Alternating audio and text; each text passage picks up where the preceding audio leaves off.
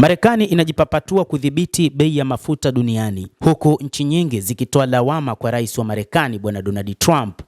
Washington imefuta vikwazo vya mafuta vya Iran kwa muda, wakati ambapo walimwengu wanaiandama Marekani kutokana na mpango wake wa vita huko katika Mashariki ya Kati uliokuja kusababishwa kufungwa kwa mlango bahari wa Hormuz. Ni wakati ambapo Marekani imetafuta njia za kuweza kuhakikisha ulimwengu haukosi nishati ya mafuta, lakini pia uchumi wa dunia hauyumbi kama ambavyo imetokea nyakati hizi. Si katika mataifa mengine, lakini pia inatajwa hata katika taifa la Marekani hali ya uchumi inazidi kuyumba kila kukicha. Bei za bidhaa zinazidi kupanda kila siku huko Marekani na kwingineko ulimwenguni, ikiwa ni pamoja na Ulaya na hata katika mataifa ya Afrika. Baada ya Iran kufunga lango bahari la Hormuz na kupanda bei ya nishati kwa kiwango kikubwa, Wizara ya Fedha ya Marekani imelazimika kutangaza kuwa imeondoa vikwazo vya kununua mafuta kwa Iran katika kipindi cha mwezi mmoja. Hii ni hatua ambayo imechukuliwa baada ya Jamhuri ya Kiislamu ya Iran kufunga lango bahari la Hormuz na kupanda juu kwa bei ya nishati duniani kote. Wizara ya Fedha ya Marekani imelazimika kutangaza kuwa imeruhusu kununua mafuta ghafi na bidhaa zinazotokana na mafuta petroli zilizoko kwenye meli tangu tarehe 20 Machi. Taarifa hiyo imeongeza kuwa ruhusa hiyo itaendelea kutumika hadi tarehe 19 Aprili. Hii imetolewa na Waziri wa Fedha Scott Bessent mnamo Alhamisi ya wiki iliyopita, akiangazia namna ya kunusuru uchumi wa ulimwengu. Itakumbukwa kuwa Waziri wa Fedha wa Marekani Bwana Scott Bessent Alhamisi iliyopita alikiri kuwa kuondolewa marufuku hiyo kutaruhusu karibu mapipa milioni 140 ya mafuta petroli kuingizwa katika soko la kimataifa la bidhaa hiyo na kupunguza mashinikizo makubwa yaliyosababishwa na mashambulizi ya Marekani na Israel dhidi ya Iran kwenye soko hilo.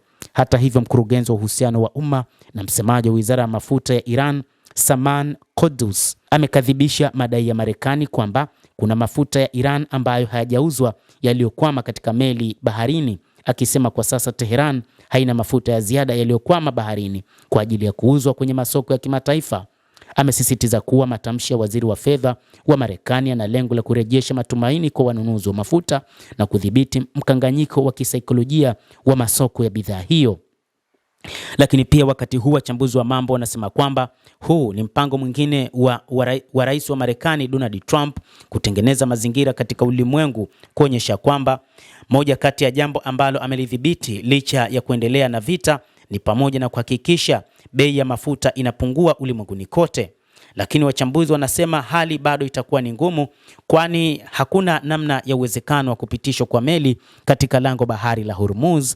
Lakini yote hayo yanasababishwa na Israel pamoja na Marekani kuendelea na mashambulizi, kama ambavyo waziri wa mambo ya kigeni wa Iran Abbas Araghchi alivyoeleza kwamba wao wameufungua mlango bahari wa Hormuz na uko wazi.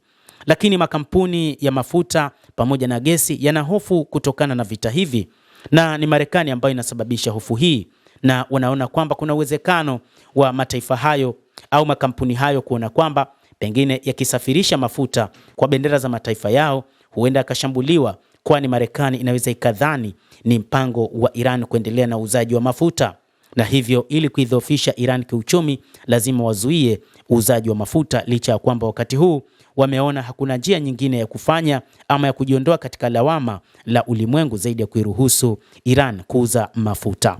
Mtazamaji wa The World News, endelea kutufuatilia na nikusihi usisahau kulike, usisahau kucomment, kadhalika kusubscribe channel yetu hii upate habari hizi kwa mapana kupitia The World News. Mimi ni Adam Hussein, endelea kuwa nasi wakati wote, endelea kutufuatilia uyajue mengi yanayojiri katika ulimwengu.